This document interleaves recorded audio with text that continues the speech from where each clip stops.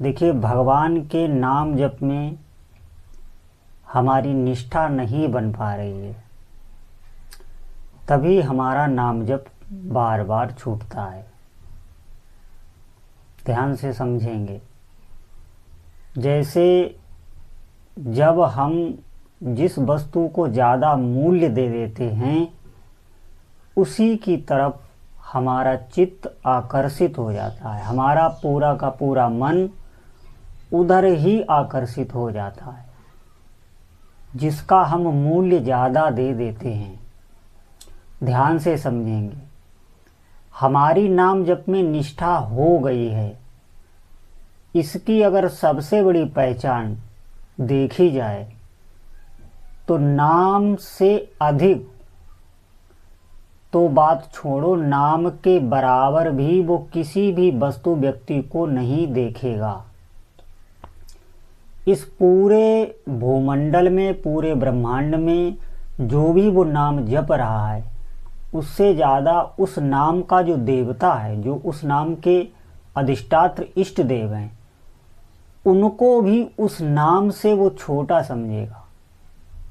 अगर जिनका नाम आप जप रहे हैं वो भी साक्षात सामने होकर प्रकट हो जाएं और कहें कि नाम जप छोड़ दो, तो भी साधक नाम जप छोड़ने के लिए तैयार नहीं होगा।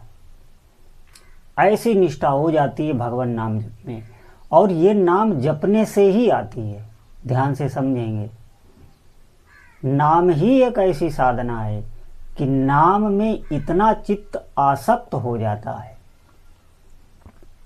जैसे आप देखेंगे, सांसारिक विषयों में किसी भी जीव की आसक्ति हो जाए तो वो छूटनी मुश्किल हो जाती है।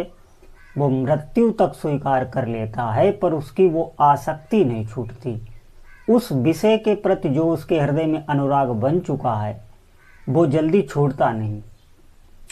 नाम जप में ऐसी आसक्ति छिपी हुई होती है, बस साधक को जगाना होता है और इस आसक्ति से काम बनता है।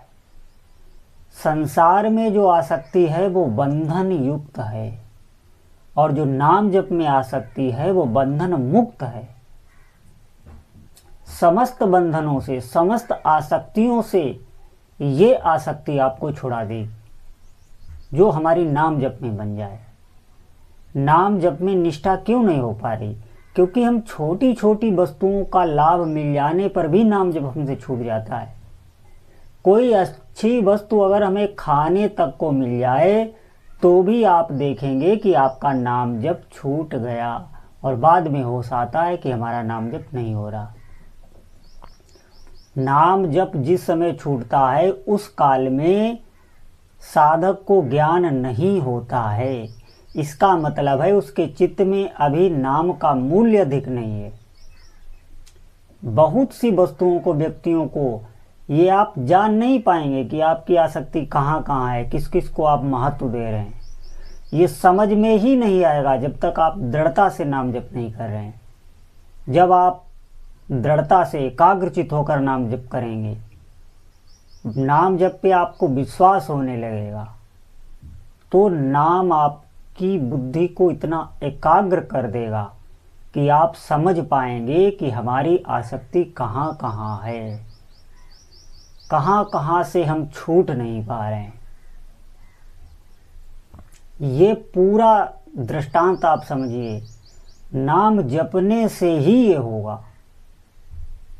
प्रारंभ में भले ही आपको कठिनता हो, जपने में आलस आए, प्रमाद आए, भय भी आ सकता है, लेकिन आप बिल्कुल छोड़े ना।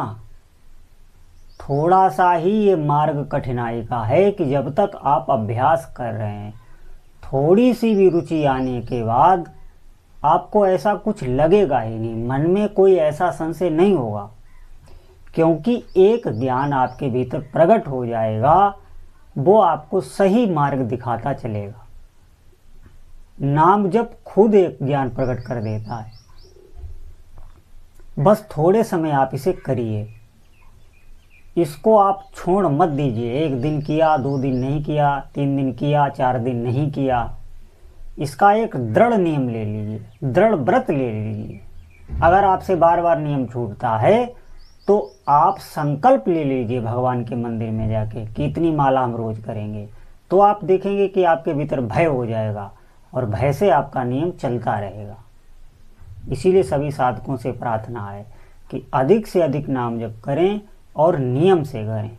एक नियम बना लीजिए, उस नियम को छोड़िए नहीं, उतनी माला आपको करनी ही है।